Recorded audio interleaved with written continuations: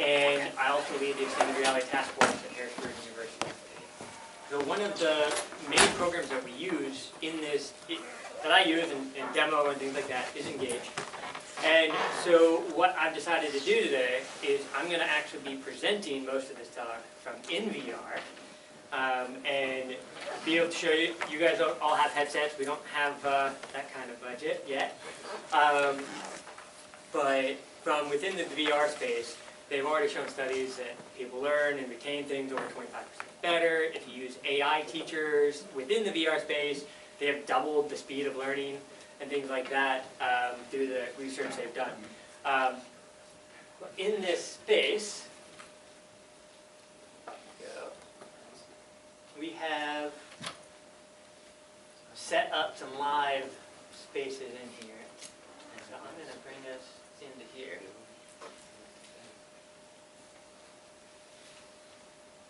And it's going to re-download it because it's IT. So I'm going to take us as starting here into just one of over 200 different locations that we have. There's this whole location of Mars and Mars rover in here with some demos in there. And a resident geologist at Harrisburg University complained about the shadows in the space, and they literally tweaked it to be geologically and accurate and everything else. Quite interesting. I'm going to grab this table for you.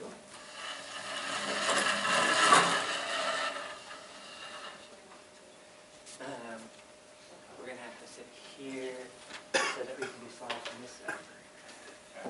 So within this space, we've got our menus, we've got our locations, and content, several. You've seen everything real time. 5,000 objects. We can just automatically load here. And I am going to pull up our PowerPoint, and we're going to share that from within this space. So you're getting to see all of this real time. And I'm just going to try to share the entire thing and see if this works here. Yes. There we go.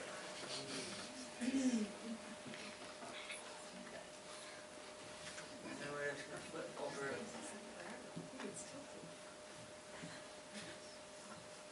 Let's try to get this into the PowerPoint.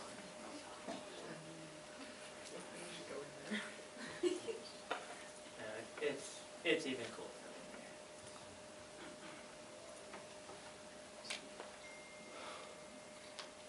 See if it will let us do this. Oh, come on.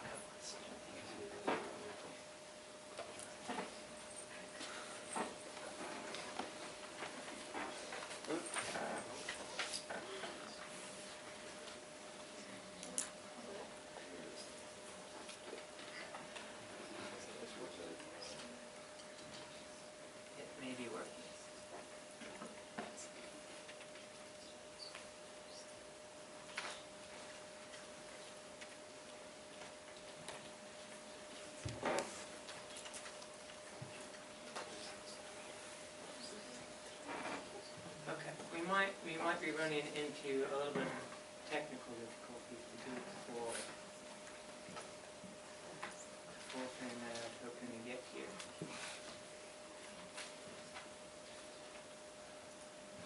Okay, so if you were in the VR space here, let me jump on in, and we'll see if we can kind of do this. I'll have to jump back and forth a little bit to be able to show the slides. Just because of how that's working here. Get a few seconds to load back on my headset.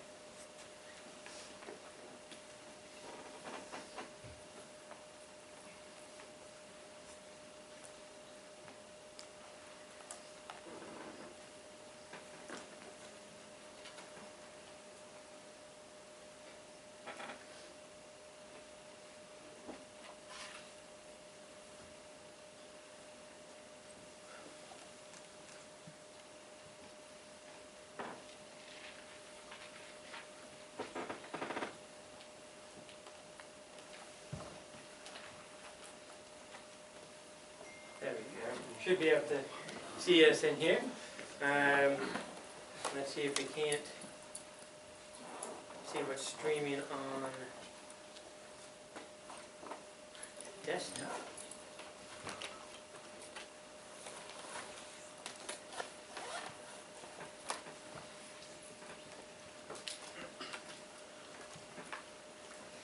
Okay.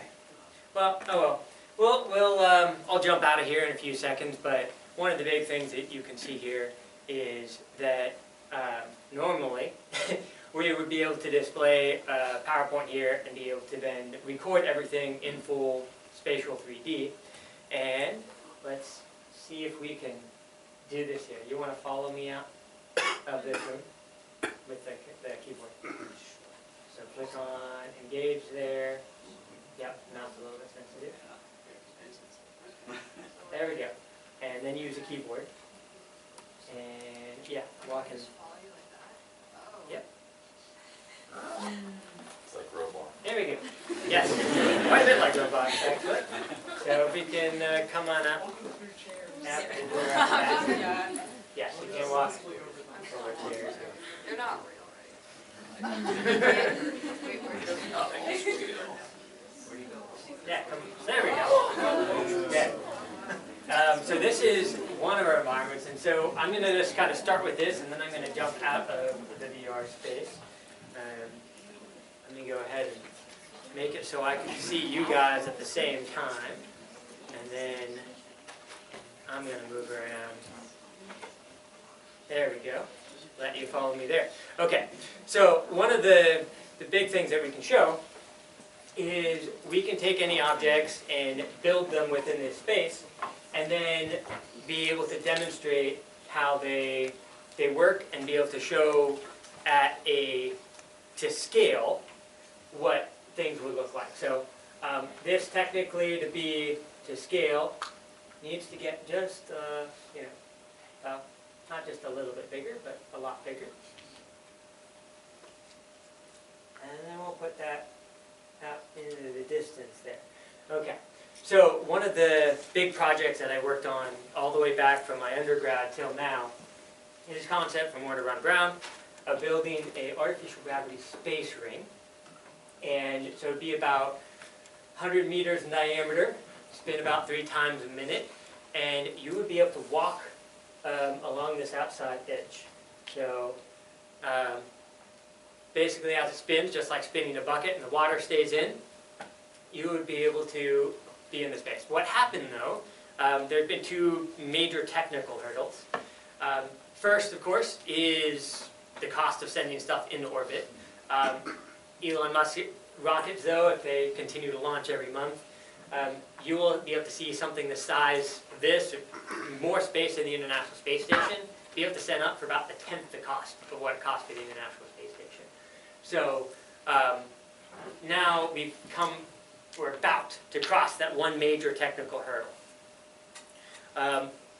The next one, though, is how do you actually get something this large in orbit that has to be able to withstand the stresses of gravity, not just the lack of air in outer space. And if you want something like this to spin, what do you use to cause it to spin? Somewhere here, I've dropped, oh, well, I'm going to get another one from in here. We're going to just put in,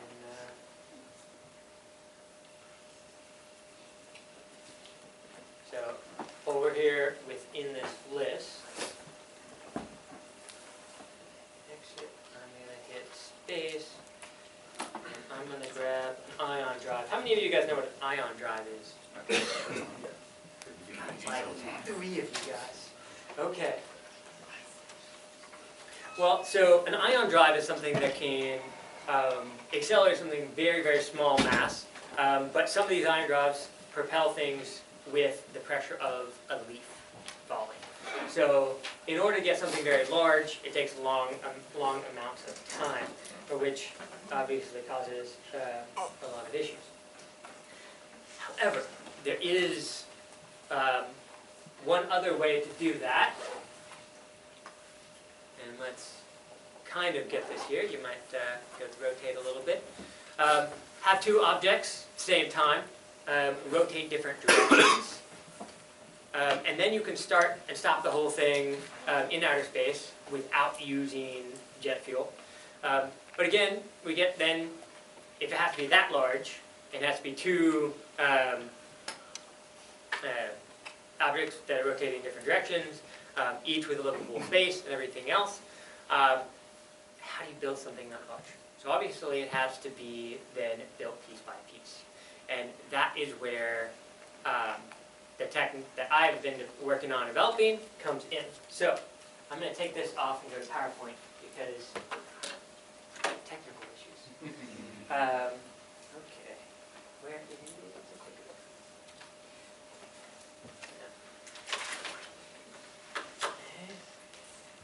You are simply going to quit that completely. Close. No PowerPoint.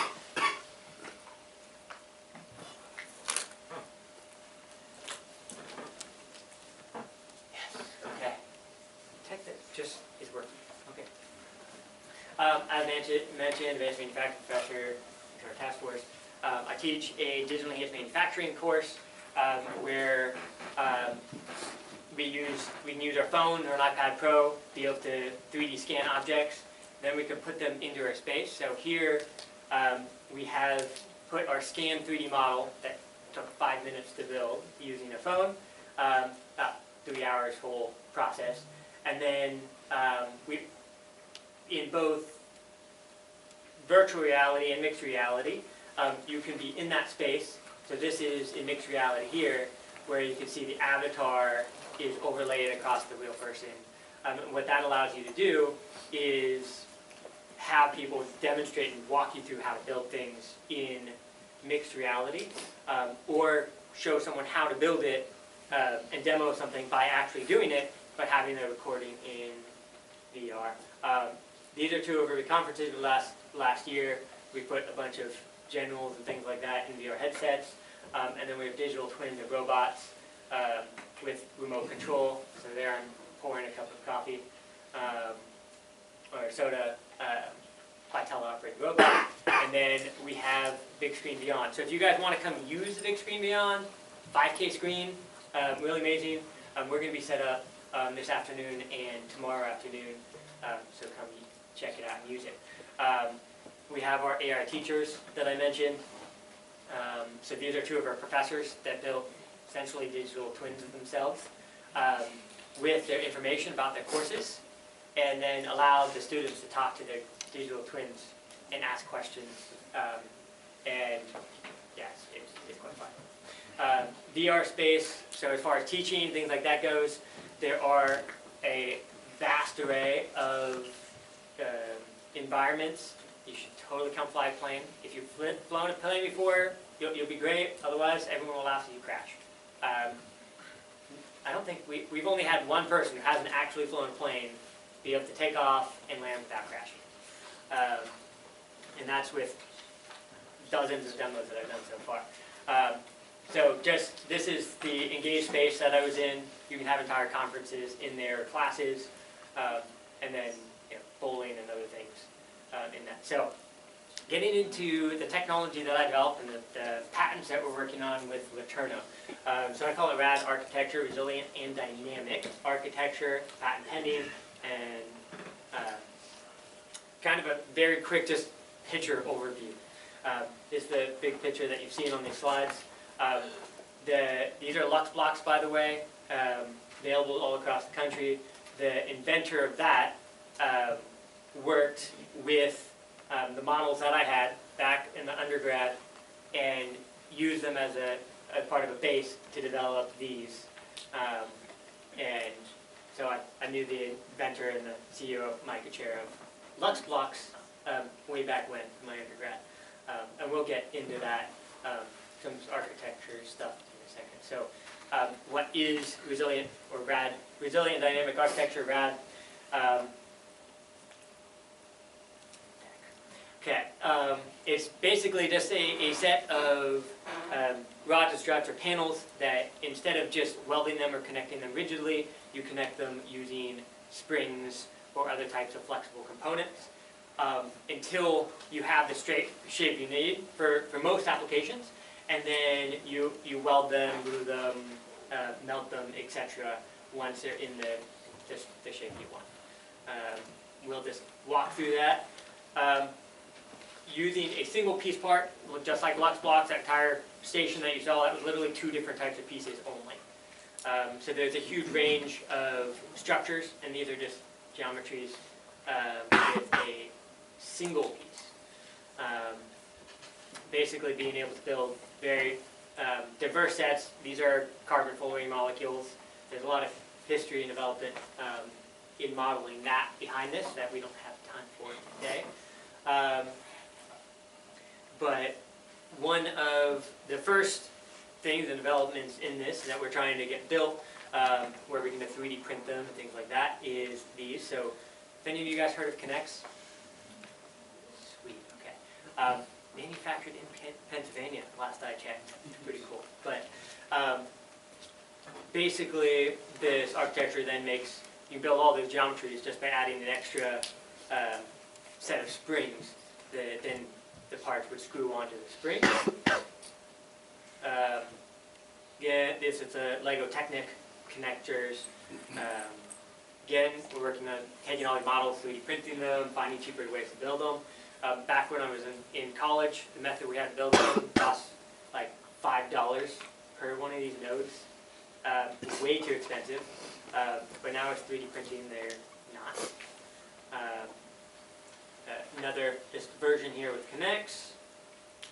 And then another way to build with these things by having separate pieces that just connect and then they snap together, they can be screwed and things like that afterwards. Okay. The whole tech, so you saw the whole range that you build with single individual parts. But you can build them with sensors, machine the individual springs. So they come built from pipes and everything, so all the connecting elements are already connected, and use them for sensors and electronics. So, and then embed them into something like this. So for motion tracking, for VER, for doing research in movement, you can build an entire suit and then embed sensors. So all they do is sense how much each spring is bending, and then it uses that to build out very accurately the movements. And then being springs like that, I can do cartwheels and things like that with this suit on without any major issues. And these are literally just spring tension, just flexed and pushed together, and I can do a cartwheel without it coming apart. So having these level of springs is very durable, even for high activity environments. Since you have just the same sensors, you can take the exact same pieces, lay them out on the floor of the pad, and use that for motion, weight tracking as well. This was partly developed because of talk around high security environments. They need different ways to track things because they can't use video cameras. And how do you, everyone's seen the, gosh, blinking here, Mission Impossible, and you walk through the room and it tracks all the movements and things like that, weight, pressure, gait. You could do that using just pads in the floor that'd be sensitive enough to just see how they walk and be able to sense things like that and track their gait. So secure environments. Okay, so then going into the more robotic forms. So by having these springs and simply pulling on the wires, you can get it bend into different shapes. So then that means you can build little robots. And quality's kind of bad. How many of you guys have seen Big Hero 6? Wow, most of you guys. Okay, so as far as I know, and I have PowerPoints that there's something like 20 different university projects that I've seen so far, different type of robots trying to do that robot swarm, kind of like for Big Hero 6. However, you get into unless you have these ball joints, which then become very bulky and large, how do you actually build something to mimic that then can withstand someone pushing on it? That structure, talk about the energy load that would be taken once it's built together. You just poke it, and it crumbles throughout the entire structure and ripples through. You just have, in that case, they just had electromechanical connections, very high energy. However, in something like this, you can have mechanical connections that then form these different structures depending on where you're going, and can walk and crawl and bend and roll simply by pulling on a few wires throughout the structure. And then the main energy requirement then is it just needs enough energy to reconfigure into these different shapes. There's one thing similar to like Big Hero 6, strength to weight ratio with gravity. My personal opinion is something like this might not work super well unless, of course, you have a direct power source the entire time, unless you're in outer space. Zero gravity, something like this with springs, you could literally put 1,000 pounds that could smash this flat, and in zero gravity, just a matter of time till it pops back open. Whereas if you try to use electromagnets or other sorts of mechanical connections, moving 1,000 pounds with something that small and trying to run that for hours does take a very long time, and not, power requirements that we don't have. So getting into a few of the other developments, I've done it for space systems, and this is kind of the core that I kind of wanted to show there in VR. And we're working on, with some students in Harrisburg University, are working on digital twins of this, but these are all models that I've built. You can build these structures in outer space, very simple bolted together structures that will then mechanically and elastically expand and hold shape, and then you can attach panels for any type of radio antennas and things like that. Or, here's a structure, the lightweight, deployable paneling system. After 10, if you do need it to be rigid and not move, you can then just do a simple welding process afterwards. Or you can go even larger. So, as I briefly showed you in there, artificial gravity space rings could then be built panel by panel, and then you don't have to worry about tolerances quite as much, because you can build out the entire thing, connect everything before anything is welded together. So you guys heard about these horror stories about building tunnels, and they literally get to the end and they won't tie together. Or even bridges that are a few feet off, and then they have to figure out how to do this quick little turn or make the whole bridge smaller, etc. Whereas if you can build, especially in outer space, there's no gravity, you can just float pieces there, slowly put them together, build out the whole thing, know everything connects, and then start welding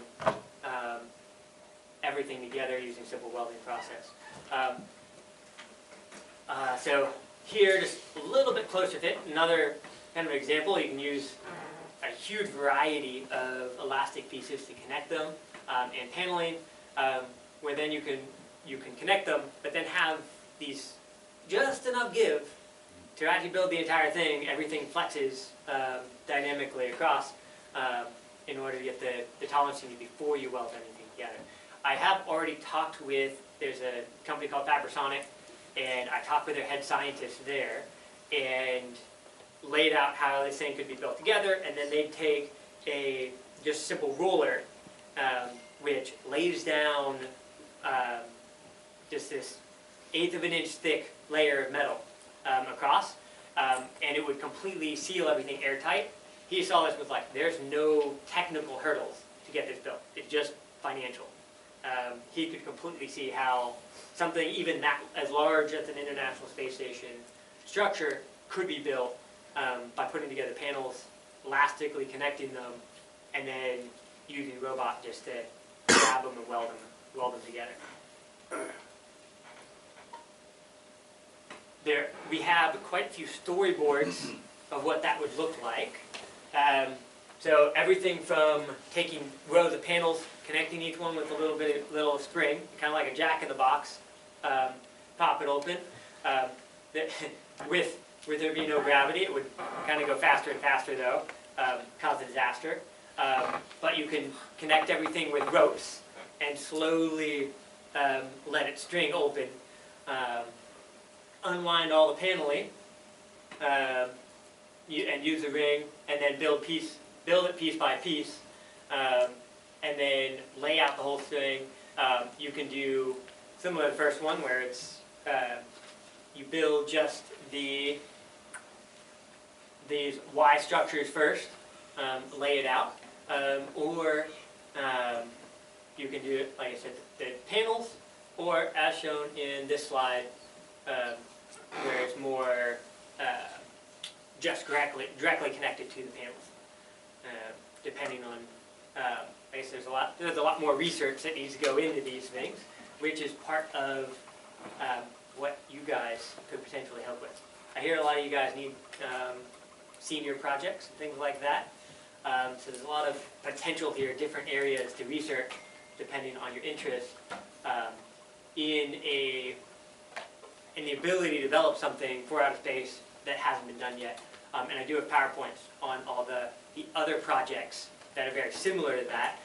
There is research, even on this, of assembling using robots on using panels. The only thing they don't have is that elastic connection first, in order to lay out the entire thing before it's beginning to be welded. Very briefly, this is Maxar. They have over $100 million just to send this little satellite in orbit, just prove that they can connect things in orbit. So there are grants and money out there for partnerships, even doing something like this. I think using elastic connectors at first, and as you build, is much more efficient. But who knows? Here is one of the projects of research I was talking about. This comes from NASA Langley Center, and both for the individual robots, kind of like the robots I showed, where you use them just as very extendable, variable length arms that then piece things together, or as modular exploring bots as well. And we have other examples as well. These types of projects done by NASA. The inventor I worked with in my undergrad had been to NASA, and as far as we know, this project in particular is one that was developed after he went and presented this modular architecture back in the 90s. These projects all came out after that, so interesting backstory there. Okay, where are we on time? To present, yeah. Awesome. So I sped through most of this so that we can, partly because of the technical issues at first, and so that we have more time for questions. So I'm going to open up for questions early. And ask you guys where you want me to go back to talk about if there's any questions or not. Yes? How does it deal with vibrations in the springs? Great question. So there's multiple ways to do that. One, so there's to do vibration dampening in outer space right now, they actually use springs that have multiple grades in them. So when they bend, they cause a lot of friction, and it converts those vibrations to heat. So that's actually one of the ways that they use in outer space to reduce vibrations. But essentially, you can use everything from magnets to any type of motion that converts it to heat, and that deals with vibration. But there actually is a huge range of that. But that said, for most of these structures, we'll go back to this first. These little buckyball shapes. Okay, all the shapes.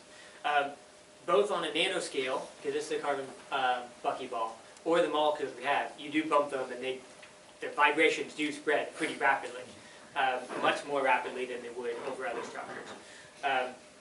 But if you add vibration dampening springs, that's one way to do it. Or if, like in these architectures, you weld them afterwards, now there's no real vibrations that can spread across the systems. And again, if these springs are then vibration dampening, now, once it's welded, it actually acts as a vibration dampener for the entire system. Okay, hopefully that. Yeah. Other questions? Okay. Yes? How do you get the robot feet position just right to assemble your That's product? a great question. Okay. So that is actually something I'm hoping to do my PhD on. So AI has developed so quickly. You basically use a. I'm trying to think what slide is going to be best here. Oh well, I'll just use this. You just use a video camera, and then you just do it. So in virtual reality, and part of the reason why I've jumped into virtual reality task force and that program so much is because you can simulate the robot building everything, and it would record it as if you had a camera on it. So the NVIDIA Omniverse is actually the programming you use, and then in VR, you would trace the robot step, put everything together with simulated light as if it was from outer space. If you do that simulated about 20 times, the robot has enough intelligence to then be able to repeat what you just did, to piece everything together and keep it aligned. The goal for me at this point is to demonstrate through a major project with other students how in a program like the NVIDIA Omniverse and VR you can train the robot how to build this, and it would simulate everything, do it multiple times, and you can run the simulation before you take it in orbit, make sure it works.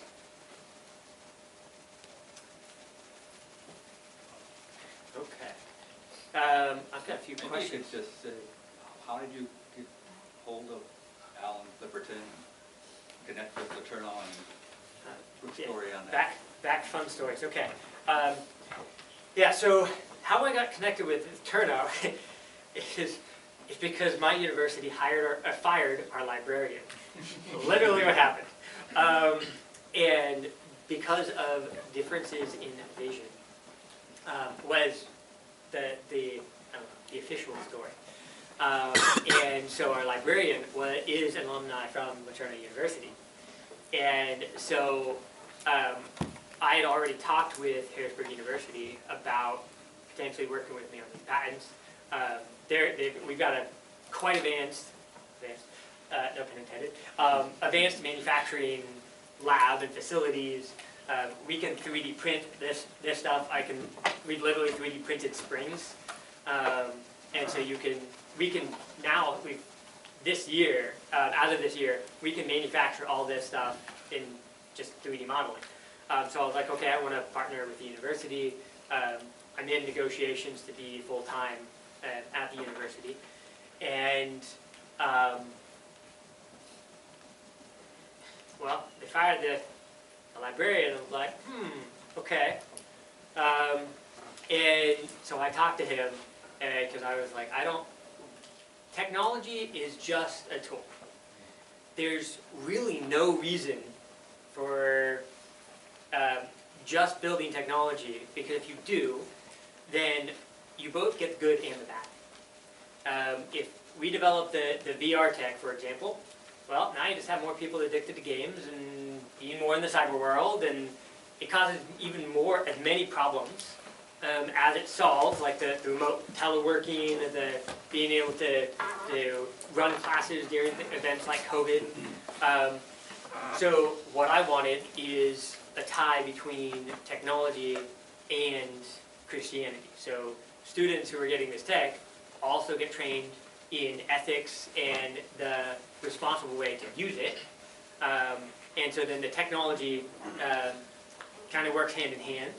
And so I reached out to Laterno and was like, how about I partner with them? And since I hadn't really heard about Laterno before, I was very, very impressed with the focus on that discipleship and technology at the same time. And, well, that's why I'm here. And so I'll actually be here at least every semester to come give talks like this, work with students like yourself. I do have a question for you guys. How many of you actually have projects that you're about to start and you don't know what you're doing yet? Everyone. I don't see everyone terrified. Come on, don't be shy. That's the negative corollary, when you don't have projects. How many of you guys already have projects and you know what you're doing for junior and senior level projects, whatever they're called? So I see one of you has a project. That means the rest of you should probably already raise your hand, right? How many of you guys don't have a project yet? Don't have a contract for a project? Let's put it easy. Do you guys have a contract already signed for a project? No, okay, there we go. Most of you guys shake your head, you're like, should I raise my hand? But yeah, do a little head shake thing. Okay, so, how many of you guys are in, your primary interest is in robotics? Okay, we've got 2. How many in aerospace technology? Things like outer space? Okay, okay, we gotta get more hands there. Okay. Okay, so go robotics tech. How many of you guys, what about VR, virtual reality? Okay, we've got are any of you guys going to actually thinking about doing projects in virtual reality? No? Okay, just checking. There's a lot of things that you can do. Okay. Yeah, so how many of you guys want to try out VR and actually look at this environment? So when you're joining one at a time, not trying to present the screen at the same time, it does work great, I promise. I have taught courses in there. This was probably the most technical difficulty I had in sharing the screen so far, which I think that's saying a lot, maybe. Maybe. Yeah, so there is quite a lot you can do. So I've taught courses in VR. If you guys want to try it, I will be over in the building, Schroeder Center? Solheim. In the Studer Lounge. Studer Lounge, there we go. So I will be over there from 4 to 6 today at least, and 3 to 6 at least tomorrow. So if any of you guys want to try the Quest 3s or the big screen beyond the little one, 5K screen, fly planes or go in these training environments, you guys can come over. How many of you guys are joining us for lunch? I guess that's a question. Okay. None of you guys have interest in robotics and space tech? Totally should. Well, Maybe they will. any other questions, comments, thoughts before? Yes, Matt? So I'm a psych major, so I'm gonna go out how the realm of this. But I do have a question about, do you have any information on how cognition and learning play a part in VR versus in person? Because we do need it for the like the COVID, and if things happen, things get shut down. But does it actually benefit more than we think, or in terms of learning and growth? So the studies they've done so far show up to 30% higher retention through VR training. So it's actually, as of right now, partly because of the novelty, it's even better than doing it in person. Once the novelty wears off, I think it will probably be slightly below doing it in person, but right now it's higher. And they showed by using the AI avatars because they're personalized, they're individualized, you can double the speed of learning. So because you can ask the questions for how you're thinking about it, be like, does this make sense? And the AI will then walk through the training with you. You can also, for your psych major, right? You can write down a profile for what type of person you're talking to. They have mock interviews, mock speeches, where the students will ask questions about your presentation already. So the technology there is advancing very quickly. It's a little bit on the expensive side some of the times. And some of the things like the avatars, you click them and then it's gonna, the avatar literally does this for about 5 seconds before it starts talking. So there's a little bit technical slowness to it, but it is, yeah, it's actually shown to be better at this point. And now if you start talking cost, you guys probably spend quite a bit, the infrastructure cost here is astronomical. There's reports on even things like Chicago schools costing $20,000 or more a year per student, whereas you can give them a full gaming rig, headset, everything like that, $5,000 for the top of the line stuff, and then they can join remotely. Yeah. So if you've got further questions, comments, or want to share, join us in the Corner Cafe, in the Joyce Room, in the Corner Cafe. If you don't have a meal plan, don't worry, pay for your meal, right? See you all next week.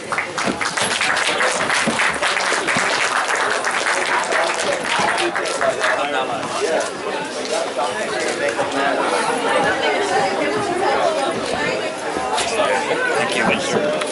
Yeah.